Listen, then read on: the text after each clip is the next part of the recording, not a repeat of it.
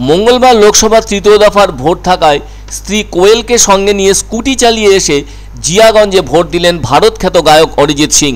জিয়াগঞ্জের শিবতলা ঘাটে তার বাড়ি, ফলে তিনি তার সাংবিধানিক অধিকার প্রয়োগ করার ব্যাপারে ইচ্ছে প্রকাশ করে এদিন ভোরে বাড়ি ফিরে আসেন আর বিকেলের দিকে তিনি নিজের ভোটাধিকার প্রয়োগ করেন।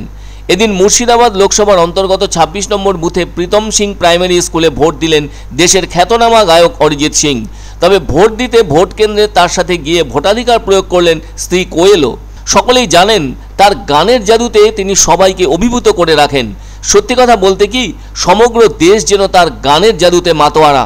যথেষ্ট নামডাক হলেও নিজের জন্মস্থান মুর্শিদাবাদকে এখনও ভুলে যে যাননি জনপ্রিয় গায়ক অরিজিৎ সিং, সেটা এদিন আরও একবার প্রমাণিত হলো।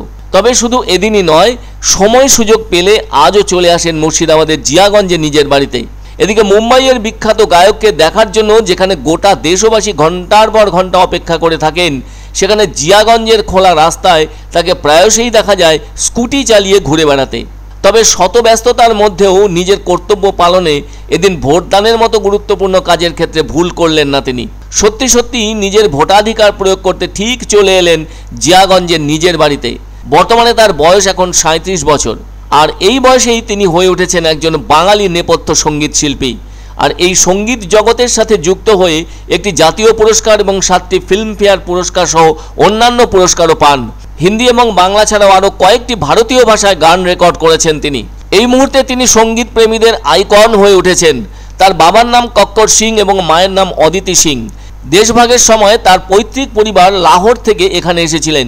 বীরেন্দ্র প্রসাদ হাজারি ও ধীরেন্দ্র প্রসাদ হাজারির অধীনে মাত্র ৩ বছর বয়সে গানের প্রশিক্ষণ শুরু হয়, আর মাত্র ৯ বছর বয়সে তিনি ভারতীয় শাস্ত্রীয় সঙ্গীতে প্রশিক্ষণের জন্য সরকারের কাছ থেকে বৃত্তি পেয়েছিলেন। বোঝে না সে বোঝে না গানটি যথেষ্ট জনপ্রিয় হয়ে ওঠে। তিনি তার গানের জন্য এই পর্যন্ত বিভিন্ন ক্ষেত্র থেকে ৯৮টি পুরস্কারে ভূষিত হয়েছেন। সে যাই হোক, এদিন গায়ক অরিজিৎ সিং টি শার্ট এবং ট্রাউজার পরে স্ত্রী কোয়েলকে নিজের স্কুটির পেছনে বসিয়ে পৌঁছে যান মহিলা পরিচালিত প্রীতম সিং প্রাথমিক বিদ্যালয়ের ২৬ নম্বর বুথে। এদিকে অরিজিতের ভোট দিতে আসার খবর পেয়ে সংবাদ মাধ্যমের প্রতিনিধিরা আগে থেকেই বুথের সামনে অপেক্ষা করতে থাকেন। শেষে স্ত্রীকে স্কুটি থেকে হাত ধরে নামিয়ে একটি সরু গলির মধ্য দিয়ে সংবাদ মাধ্যমের প্রশ্ন ডজ করতে করতে বেশ কিছুটা পথ হেঁটে বুথে ঢুকে নিজেদের ভোটাধিকার প্রয়োগ করেন অরিজিৎ সিং। শেষটায় ভোট দিয়ে বুথ থেকে বারোবার সময় সংবাদ মাধ্যমের শত অনুরোধেও একটি কথাও বলেননি তিনি। এদিন যেমন চুপচাপ এসে ভোট দেন, তেমনি কথাহীনভাবে বুথ থেকে বেরিয়ে নিজের ঘরের দিকে স্কুটি চালিয়ে চলে যান ভারত বিখ্যাত গায়ক অরিজিৎ সিং।